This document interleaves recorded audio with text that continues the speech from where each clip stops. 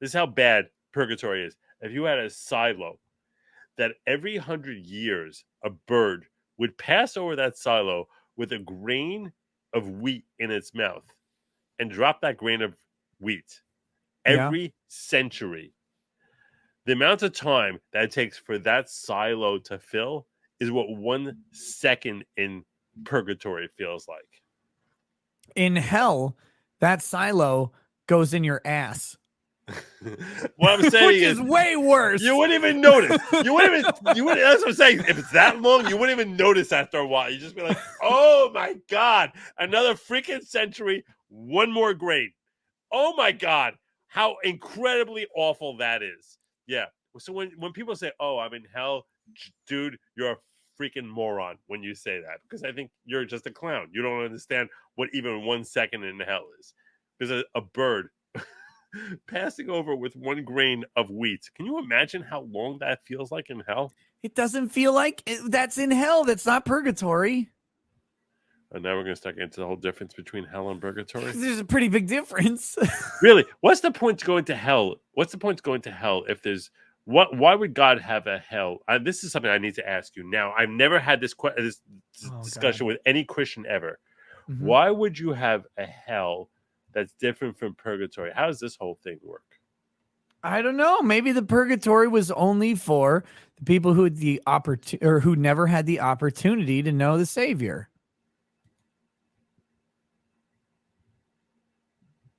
Wait, what's the purpose of purgatory? I'm not God, Joe.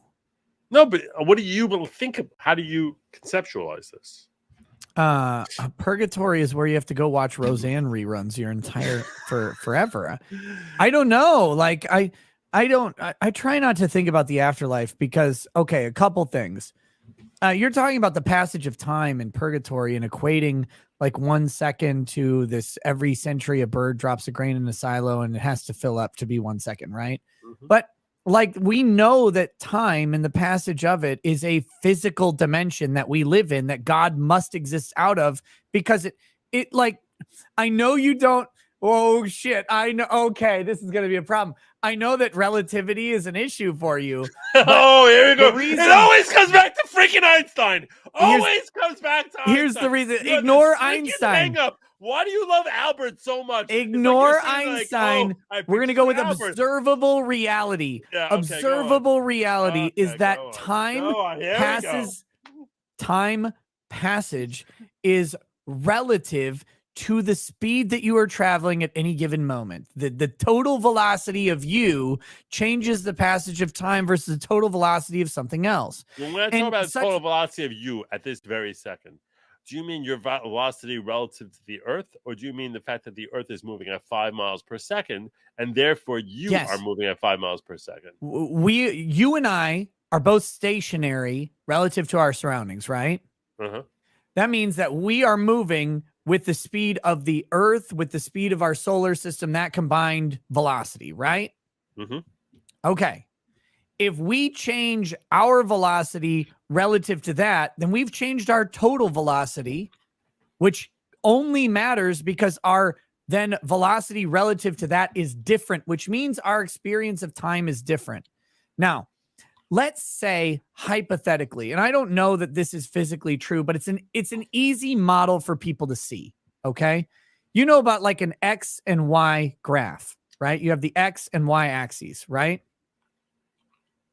Okay. All right. So you know, Y is upward, Xward is that way. Yeah. Now you know about the Z axis, right? Which is, I don't know what that is. Okay. So the Z axis is the third dimension. It's depth. So you have up, you have over, and then you have deep away from the central point or deep towards the central point. I have Y, and X is always horizontal. And Z is usually represented. Y is vertical, and you're saying Z is coming outward in a three-dimensional type of way. And since we're drawing it on a two-dimensional space, it's usually represented by a diagonal line coming off the center axis. But it's basically zero. Z is zero there in that context, right? Well, no, because Z means either forward or away from the point. It's a constant. Z is a constant. It's not changing. No, it's not a constant. Z is the third dimension. Like Z is depth. When you buy a shelf, Joe, it's 36 inches tall by 24 inches wide by 12 inches deep, right? Yep. Okay, Z is just the 12 inches deep. All Okay. right, so So this is whatever constant it is. it's not a constant, but it's a three-dimensional framework. All right, now listen. When you move, okay, let's say you have a fixed value. This is vector mechanics, all right? So this is physics. Basic structural physics, not complicated, not crazy stuff. Vector mechanics. You have a fixed value or a vector, all right? So that vector can be 10 in the x direction. What's the difference between a fixed value and a vector? Nothing. Like vectors tend to be fixed values in a direction. Okay, so a vector is just a value in a direction. All right. Okay, so listen, you can have 10 in the x direction. All right. Or you can have 10 in the y direction. But if you try to go between x and y, you're not going to go 10 in each direction, right? You're going to go somewhere between those, and it's going to be less when you do the over under. Does that make sense? I think so. If I can move 10 miles to the hour to the 10 miles per hour to the right, or 10 miles per hour in front of me, but I choose. But instead, I try. Okay, yeah, north or east. Northeast. I won't move 10 miles northeast in an hour. I'll move like 7.5 or whatever it is. Okay. So now we've got that established. This is what relativity says about time, basically. Is that we pass through time on a fourth axis in the same as all the other three axes. So that if we increase our vector in the direction of x, we will necessarily decrease it in the direction of time or t. What does vector mean in this context? Vector is a value in a direction, typically a speed or a force. Okay. Vector just means a number with a given direction. Okay, so now I'm dealing with a three-dimensional object here, based on how we started, and now all of a sudden vector is introduced. What is vector in this context? Oh, God damn it. Vector. Just think of vector as your speed. Don't think of an object. Think of three-dimensional movement. You can move north, east, west, south, right? You can move anywhere in between those. You could also move up and down. Okay. But let's say you're limited to go 10 miles an hour in any direction you want. All right. I'm with you so far. Okay. Time is also part of that. And if you change that 10 to a 20, you have to take it away from 10 of what? time. The 10 of what? The 10 of what? 10 miles an hour. Okay. So if you're moving 10 miles an hour in one direction and you suddenly move 10 miles an hour more, so you're moving 20 miles an hour in that direction, it can only come from time because that's the dimension that we're not touching, is that fourth dimension. Do you get me? Why is that coming from time? I'm just moving faster. Because I'm moving a greater distance in my vector based on the speed I'm going. But we're all moving at a constant speed. All of us. There is a constant speed, a constant velocity for everything. And that constant speed, think of it this way. This is a way to conceptualize it, is time minus your physical velocity. So the faster you move through physical space, the slower you move through time. That's relativity.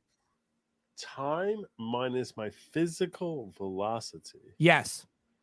So imagine that you're like, let's say you're moving 1,000,000 miles an hour when you're completely stationary, but you're moving 1,000,000 miles an hour through time. I know that doesn't make sense because miles per hour is a measure of distance over time, but just think about it that way, okay? If you then want to move 10 miles an hour in a particular physical direction, you have to take that from your constant speed, which is through time. Hold on a second. This is how relativity works. We have a picture. We have like a freeze frame kind of thing. Like freeze frame. Dun, dun, dun, dun, dun, dun, dun, dun, dun, dun, right? Freeze frame. So now I'm moving at 1,000,000 miles per second. Is that what you said? Yeah, sure. But through time, you're not moving in any physical space at all. So what am I moving through? Time. How is someone move through time? Joe, you pass from 1 second to the next constantly. You move through time all the time. Okay, so even if I'm not moving in a location, I'm in exactly the same location. Yes. I'm not moving at all. But you and I right now are moving through time. Yes. But we're actually moving through time and physical space because you said our planet is traveling at like 5 miles a second, right? or whatever you Okay. said. So Oh, we have a okay. constant, which is our speed, our travel through time, and then any physical movement in any direction takes away from that. So when you have two objects moving at a different speed relative to each other, they experience time differently because there's literally a constant that is being taken away from at different rates. Wow, that's freaking deep. I know, and So- and this is not so- like the best. Someone said so this is just spotty understand physics. this. Look, I get it; it's spotty physics, but this is a conceptual exercise. Okay, this is Let's how think you this- try and show someone that we move through time at different rates relative to our speed. So let's just imagine this. Let's imagine there are two planets. Okay. Mm-hmm. Okay.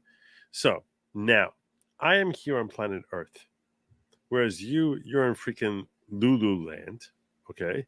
Uh-huh. And here on planet Earth, every human is moving. When you're standing on the Earth, you're moving literally at 5 miles per second. You just don't feel it because you're born at 5 miles per second. And you just Right. keep moving through your entire life at 5 miles per second, which is why over the course of 24 hours, they're moving 25,000 miles or so. And that's Sure. going to end up coming into the same spot that you were in, roughly the same spot you were in 24 hours later, right? Okay. Sure. You are born on Lululand. Mm-hmm. And on Lululand, it literally, instead of moving 5 miles per second, you're moving 1 mile. It's turning at 1 mile an hour. Much, much slower speed than I'm moving at. But it's yes, okay, yes. Right? So in this particular setting that we are describing here, so now, would you say time is moving faster for me or for you? Or is there no difference as to how If the it's speed time 5 is moving? versus 1, I'm moving 5 miles a second, you're moving like 1 mile a day. then time is moving faster I'm traveling through time faster than you are. You're trying to time The faster than I am. slower thing goes through time faster than the faster thing. So Why is that? so here's the thing. So if you take off from the earth at light speed and come back, right? Like at the speed of light and come back, you will arrive and everyone you know will be dead because you will have passed through time much slower than them because you're going so fast through physical space. So you think if I was traveling at the speed of light and moved away, I went straight up from where I am sitting right this moment. Yeah. I went straight up into the atmosphere and then came back down. I went straight up for like 3 seconds and came back 3 down. seconds. Yeah. Yeah. By the time I came back down, like there's by a the time I came back formula down, for time first of all- dilation. Yeah. First of all, the Earth would have moved 15 miles, right?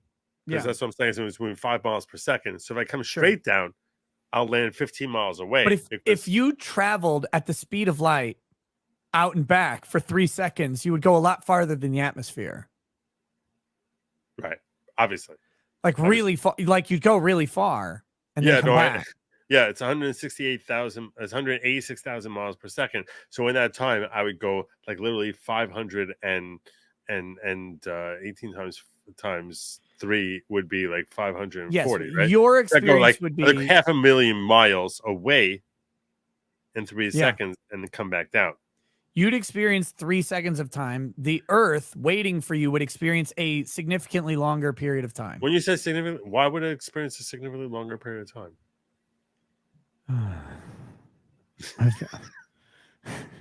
I've tried to give you the dummy. Why version would it of be it. longer here? Because it's moving slower through physical space. Therefore, it necessarily is moving faster through time.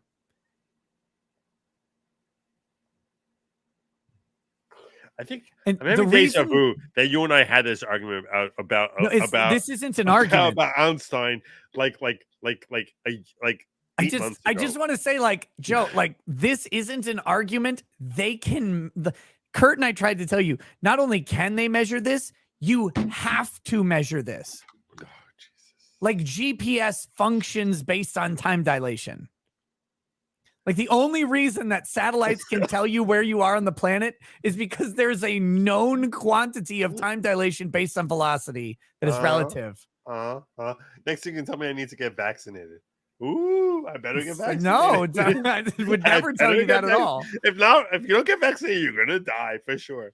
That's what I feel like you're gonna tell me next. Okay. All right. I tried to give you all I did. I spent the last like 20 minutes just trying to give you a basic concept, like, because the math on this is way beyond me. I better get vaccinated. Oh my god! I'm just giving you a basic conceptual framework to help you understand. My friend, time out. I need to look around and assess all the dead bodies around me who are all died from COVID because they didn't get vaccinated. Oh my god, Joe! There's a difference, Joe. There are spirits all around me because everyone died from COVID because they didn't get vaccinated. I better get vaccinated. Joe, the difference is this can be physically measured by anyone at all.